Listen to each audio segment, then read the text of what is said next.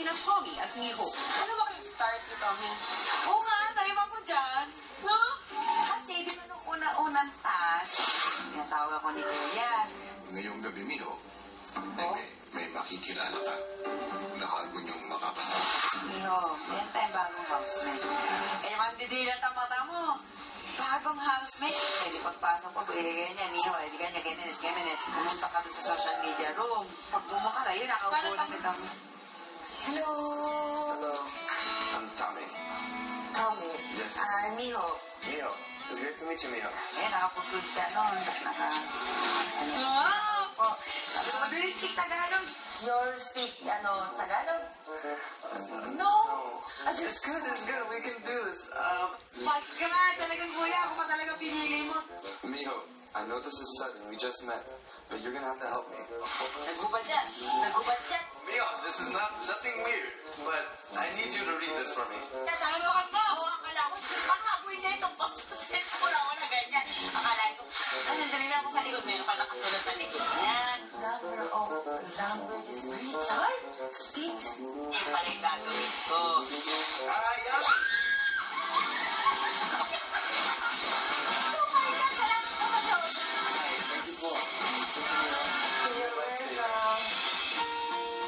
Hello. Mula sa unang pagkikita, unti-unti nang nagkalapit ang damdamin ni Tommy at Miho. In fairness, she's a very attractive girl. Hi, Tommy. That was how you said single. Ikaw, pakeme ka. Miho. Yeah, she's funny. She's very cute too. And I think what makes her cute is her personality. I just find her funny. Spark yung ng konti. Siyempre wala sabihin kong wala. Nagsisinungaling ako. Meron nga. Siguro.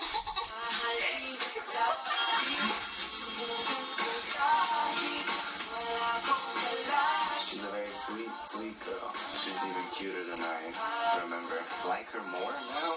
Gosh. Hanggang sa di na mapigilan ni Tommy ang kanyang nararamdaman para kay Miho at sinabi niya kay Kuya ang kanyang intensyon. Like I said, I'm falling for her, Kuya. I want her to be my girlfriend. I want to court Miho. Pero si Miho naman ay nag-aalangan kung totoo ang nararamdaman ni Tommy para sa kanya. Siguro natatakot ako magtiwala. Kasama ko na kasi yung Kaya pinatasan ni Kuya si Don bilang tagagabay ni Miho para mapatunayan ni Tommy na tunay ang kanyang nararamdaman. Parang gusto ko, kuya, na i-test din yung lahat ng gawain bahay. Nakakalambot ng puso at nakakabilit dahil may mga ganong klaseng lalaki pa rin pala. Dati talaga, may kadena pa puti. Unti-unti na rin ang bumubukas ang puso ko para kay Tommy.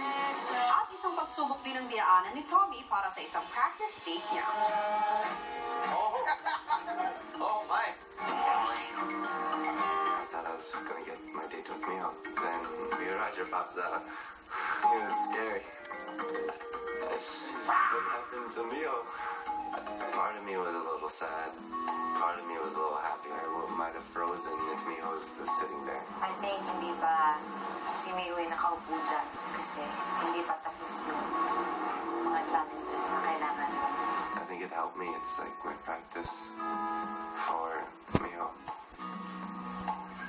Matapos ang date, ang pag-usapan ng boys sa mga ginawa ni Tommy habang siya ay nagsiswimming. Paano yung pagsabihin mo kaya na Miho? Miho? Mio? Miho?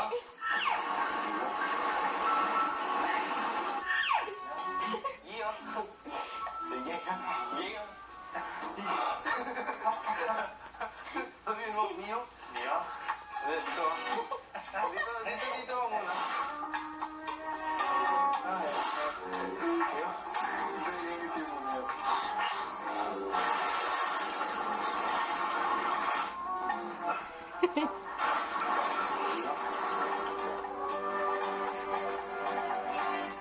Mia?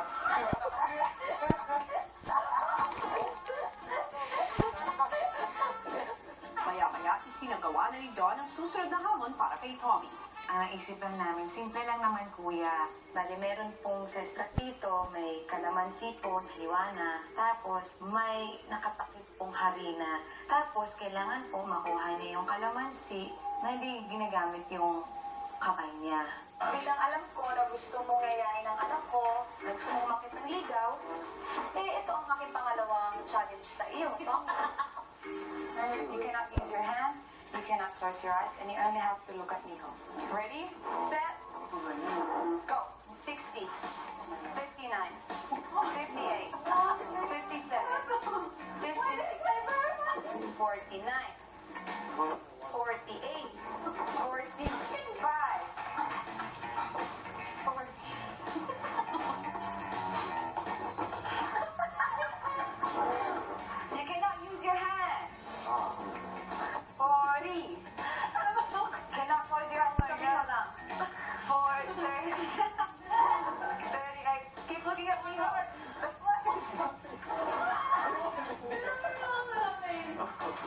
7, 6, 5, 4.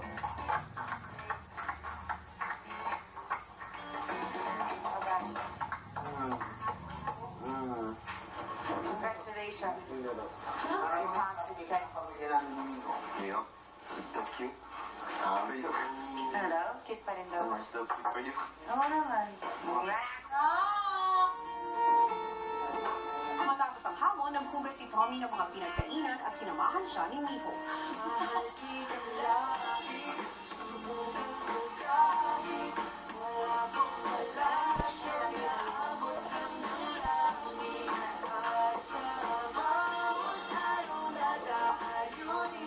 Maya-maya nag-usap ng girls kung ano ang huling hamon para kay Tommy. Diba ang intention natin? Para dun sa gupit-gupit. Ikapan lang natin kung ano yung mga kanyang isakit. Kung ano pa hanggang saan yung kaya mo. Pero, syempre, kailangan tanongin natin siya muna. Dahil hindi natin magalaman dahil parang sa modeling niya, bawal atang maisip. Pero, parang yun yung parang pinakamabigat. Alam ko lang po, syempre sa isang tao, mahalaga po tong buhok. Alam ko po na mahalaga, sobrang mahalaga yung buhok. Kaya, umayag din po ako dyan sa test na yan. Nang buo na ang plano, isinagawa na ang hamon para kay Tommy. So, test ko talaga na talagang kailangan mag-desisyon siya po. Ito na ang huli, final na test para sa iyo. Dahil ikaw ay umaakyat ng ligaw sa anak ko. Ganyan ba kausapin ng nanay? Oo, Ayusin mo yan. sorry po. Mayat na po. Paano tas? Sige, gusto mo yan. Oy! Oy, oy, oy, oy. How short? Ano?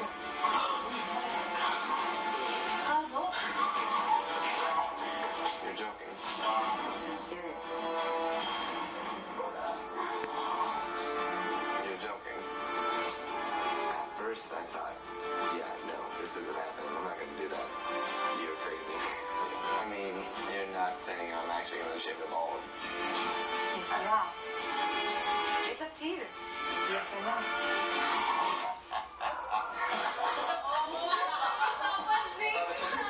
Yeah. Choose your hair or me? Miho? Oh, your hair. Naiintindihan ko rin po siya kung sakali po lumayaw po siya. Medyo mabigat na decision po yan. See, my hair, I don't care about my hair. But I care about my standing contracts. Legally, I am not obliged to have I don't have the right to say yes about my hair. I mean, I would get sued. I mean, I don't have a problem shaving my head. You look at my Facebook, I shave it every now and then.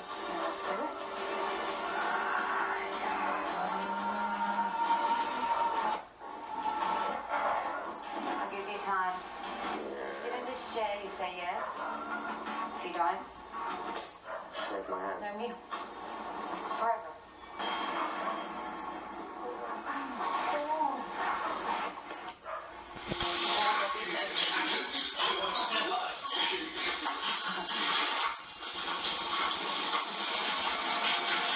Ako po yung kinakain kinakabahan po kuya para kay Tommy. Kasalalay nga po yung kanyang career po sa labas ng bahay, yung kontrata niya. At the same time, nandun din sa akin po yung gawin mo pa rin para kay Miho. Oh my God. You're gonna do this.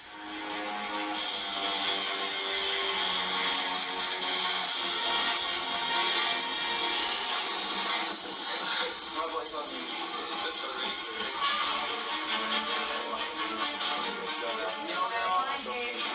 So, but yeah, once you sit here, that's it.